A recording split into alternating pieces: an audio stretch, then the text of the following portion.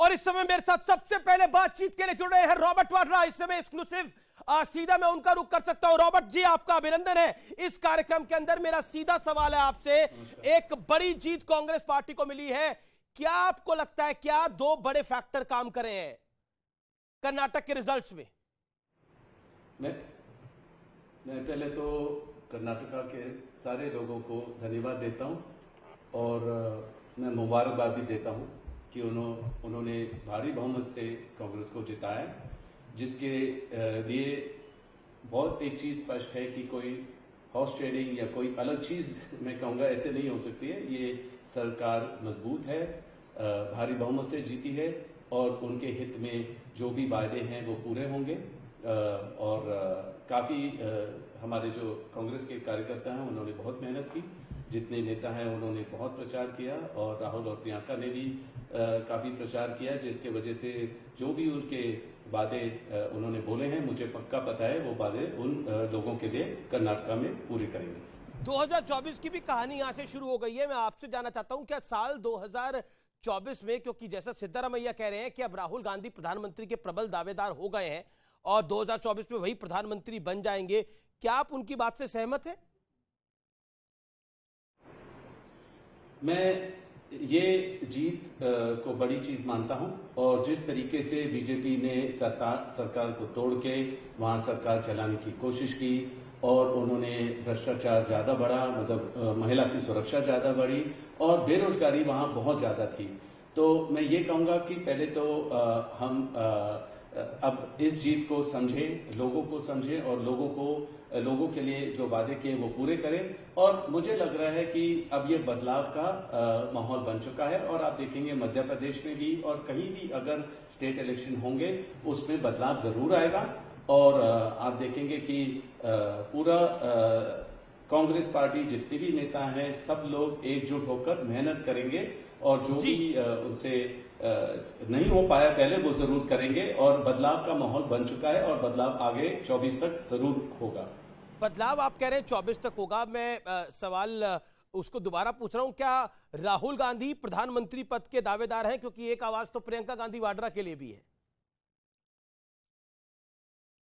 ये बोलूंगा कि मैं राजनीति में पूरे नहीं हूं उसमें फुली और मैं खाली जो मेरा ऑब्जर्वेशन है, अनुभव है, उसमें मैं अपनी कुछ टिप्पणी रखता हूं या कुछ बोलता हूं। मेरा ये है कि ये जवाब मैं दे नहीं पाऊंगा, वो कांग्रेस पार्टी देगी और कांग्रेस के लोग डिसाइड करेंगे कि जो नेता वगैरह है कि कौन प्रधानमंत्री बनेगा, कौन क्या कदम लेंगे। पहले तो एक स्टेट इलेक्शन मैं आपसे पूछ रहा हूं आपकी निजी ख्वाहिश क्या है?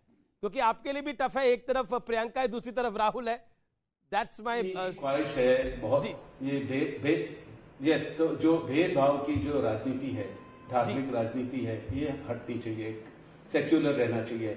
जो यहाँ मुद्दे हैं देश में, बेरोजगारी के, महिला सुरक्षा और जो अभी मेरे को जैसे बहुत चिंता है जो हमारे जो रेसलर है जो अभी आंदोलन कर रहे हैं कि उनकी कोई बात सुन ले।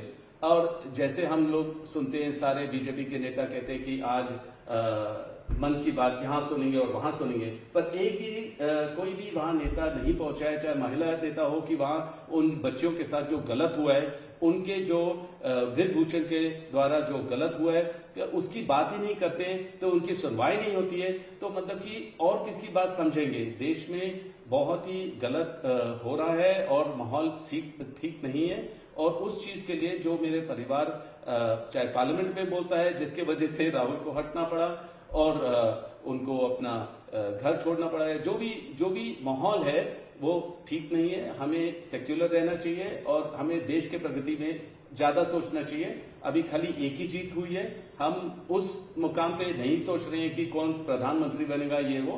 अभी एक ही स्टेट इलेक्शन जीते हैं, पहले हम उसको ऑब्जर्व कर लें। जी एक और सवाल, आपने बोला कि देश में बहुत नफरत का माहौल है, राहुल जी ने भी इसी बात को बोला था। मैं आपसे जानना चाह रहा हूं कि क्या आपको लगता है कि नरेंद्र मोदी की काट कांग्रेस पार्टी के पास है, खासतौर पर लोकसभा चुनावों के मद्देनजर? क्योंकि हमने लास्ट टाइम भी देखा था 2018 में विधानसभा चुनाव कांग्रेस पार्टी जीती थी, लेकिन 19 में मोदी जी की जोरदार जीत हुई थी 300 प्लस सीटों के साथ। आप मुझे बताइए, जब बीजेपी को लगा कि उनके जितने भी नेता हैं वो कुछ नहीं कर पा रहे हैं, उनकी बात लोग नहीं सुन रहे हैं अब कर्नाटका में, तो उनको प्रधानमंत्री जी को बुलाना पड़ा। और मैं काफी शौक हूं और उनसे मतलब कि उन्होंने इतना ज्यादा प्रचार किया, इतने रोड शो किए, इतनी मेहनत की, पर उसका नतीजा नहीं कुछ निकला। तो ये जो है माहौल बदल गया है, लोग परेशान हैं। जितनी भी आप एजेंसियों को इस्तेमाल करोगे या परेशान करोगे और आप लोगों के हित में नहीं सोचोगे, उनकी सुनवाई नहीं होगी, तो ऐसे जो नतीजे काड़ा ये जवाब मिलता है लोगों के द्वारा जब इलेक्शन होता है, ये आपको सब स्टेट में दिखेगा, क्योंकि माहौल बदल गया है और ठीक नहीं है, नफरत है और जो भी है सामने दिखाई दे रहा है। ठीक है रॉबर्ट वाड्रा जी, आखिरी दो सवाल। इसके साथ यूपी नगर निगम और यूपी निकाय चुनावों के भी नतीजे आए हैं, वो भी ठीक ठाक इलेक्शन होता है। कर्नाटक जितना बड़ा तो नहीं है लेकिन बड़ा इलेक्शन है। यूपी एक बड़ा स्टेट है जहां बहुत बड़ी जीत मिली है भारतीय जनता पार्टी को। कांग्रेस वहां पर कहीं स्टैंड नहीं कर रही है। Your take on Uttar Pradesh, क्योंकि गांधी फैमिली का एक समय पर बेस्टन रहा है अमेठी, रायबरेली। क्या what is your take on that? और क्या आपको लगता है प्रियंका जी को चुनाव लड़ना चाहिए रायबरेली से अगला लोकसभा का? देखिए, लोगों की पुकार ये है कि प्रियंका लड़े। पूरी हमारी आबादी बहुत ज्यादा है, वो भी सब चाहते हैं कि प्रियंका लड़े। उनको लग रहा है कि प्रियंका में वो बिलीव करते हैं, उनमें होप करते हैं कि वो समझेंगे और देश को क्या जरूरत है। तो जरूर वो चाहेंगे कि प्रियंका वहां से लड़े, चाहे यूपी हो या कहीं भी, कहीं से, पूरे देश भर में कहीं से लड़ सकते हैं।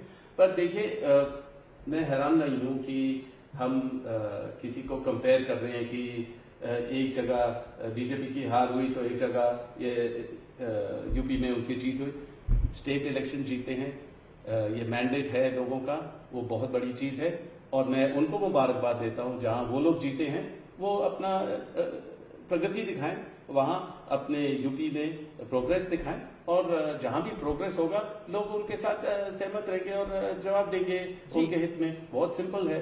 तो मेरे उससे ज्यादा तो मैं कुछ कह नहीं सकता। जी, मेरा अगला सवाल आपसे ये, क्या आपको हम पॉलिटिक्स में जल्दी देख सकते हैं? देखिए, मेरे लिए भी जरूर लोग पूछते हैं और काफी लोग आते हैं मेरे दफ्तर के बाहर यहाँ कि अगर मैं पॉलिटिक्स में आऊंगा तो जो भी मैं अगर चैरिटी कर रहा हूँ या मैं अपना धार्मिक पूरा दौरा करता हूँ, तो उनको लगता है कि मैं अगर पॉलिटिक्स में आऊंगा तो अपने बड़े पैमाने पर अपना काम कर पाऊंगा और जो भी मेरे ऊपर बेबुनियाद इल्जाम लगाते हैं और एजेंसियों के द्वारा और हर चीज, मैं अपनी बात रख पाऊंगा, क्योंकि मेरे को एक पॉलिटिकल प्लेटफॉर्म चाहिए होगा। क्योंकि मुझे हर चीज, जब भी कोई इलेक्शन होता है तो रॉबर्ट वाड्रा का नाम इस्तेमाल होता है और उसके बाद फिर से सब कुछ शांत हो जाता है और इतने सालों में कोई कुछ उनको मिला ही नहीं है। तो मेरा मतलब है कुछ अगर गलत हुआ ही नहीं है तो मिलेगा क्या? तो अगर जरूर मैं जब भी वो मेरी बात करते हैं तो मैं उसका जवाब देता हूं, पर अगर ये हमेशा राजनीति में मेरे को खींचते रहेंगे तो अगर मैं पार्लियामेंट में आऊंगा, मुझे लग रहा है कि मेरी बात और सुनवाई तो मतलब आप पॉलिटिक्स के अंदर आपको लगता है कि अगर आप पॉलिटिक्स के लिए आएंगे तो फिर तो आप कहते हैं कि आप पॉलिटिक्स में आएंगे, पार्लियामेंट में आना चाहेंगे। अगला सवाल मेरा बनता है, आपने बोला नफरत है देश के अंदर, तो यूपी में बीजेपी जीत रही है तो नफरत नहीं है, कर्नाटक में हार रही तो नफरत है। ये इस सवाल का जवाब क्या है सर? मैंने कभी ऐसे बोला ही नहीं है कि यहाँ नफरत है या वहां नफरत है। नहीं, मेरा सवाल है ये, आपने नहीं बोला। ये सवाल मेरा सवाल है, मेरा सवाल है ये सर आपसे। नहीं, पर मैं आपसे पूछूंगा, आपको लग रहा है कि हमारे देश में महिलाओं को सुरक्षा की जरूरत है और उनको वो सुरक्षित महसूस करते हैं? आप उनको लगता है कि बेरोजगारी की कोई कमी है हमारे देश में? तो मतलब कि मैं देश भर की बात कर रहा हूं। मुझे कोई इंटरेस्ट नहीं है कि एक स्टेट में जीत है और एक स्टेट में हार है। हमें ये हार जीत की बात नहीं होनी चाहिए। हमें देश के हित में, हमें सेक्युलर के हित में, हमें मतलब कि देश के लोगों के लिए कुछ बात करनी चाहिए और हार जीत की कोई ईगो इशू नहीं होना चाहिए। हम अब पार्टी लाइन्स की बात करनी चाहिए। एक जो जनता का विषय है। लेकिन आपने बोला सेकुलर होना चाहिए। By secular what do you mean? By secular what do you mean? हम भी हनुमान जी में बिलीव करते हैं और हम उसके लिए कोई ऐसी चीज नहीं करेंगे जो मतलब कि जो नेगेटिव हो किसी पब्लिक के लिए। जी, बहुत बहुत शुक्रिया आपका, हमें अपना समय देने के लिए, अपनी राय रखने के लिए, अपनी बात रखने के लिए आपको बहुत बहुत शुक्रिया। और एक बार फिर आपको बहुत बहुत शुभकामनाएं। आपको बड़ी जीत मिली है कर्नाटक के अंदर, और आचार्य प्रमोद कृष्णम आपके नेता हमारे साथ है, वो भी आपको बधाई देना चाह रहे हैं, कुछ कहना चाह रहे हैं आपसे। वो आचार्य प्रमोद कृष्णम आप ही के नेता हैं, वो कुछ कहना चाह रहे हैं आचार्य जी। जी रॉबर्ट जी। नहीं, रॉबर्ट वाड्रा जी को मैं सुन रहा था, उन्होंने बहुत ही अच्छे तरीके से अपनी भावनाओं की अभिव्यक्ति की है और बड़े नपे तुले शब्दों में की है। और बिल्कुल उनको लोकसभा आने का अधिकार है, लोकसभा का चुनाव लड़ने का अधिकार है। मैं स्वागत करूंगा अगर रॉबर्ट वाड्रा एक्टिव पॉलिटिक्स में आते हैं तो। बहुत बहुत शुक्रिया रॉबर्ट वाड्रा जी आपका हमारे साथ जुड़ने के लिए। और आपका बहुत बहुत कुछ, रॉबर्ट वाड्रा आप कुछ कहना चाह रहे हैं आचार्य जी को? मैं धन्यवाद देता हूं, और सही समय पे अगर लोगों को लगेगा कि मैं कुछ बदलाव ला सकता हूं, कि उनके क्षेत्र में कुछ प्रगति कर सकता हूं, और अगर फैमिलीज अगर मेरा परिवार उसमें शामिल है, मतलब वो खुश होते हैं, तो मैं जरूर वो कदम लूंगा। धन्यवाद जी। शुक्रिया आपका बहुत बहुत हमारे साथ जुड़ने के लिए।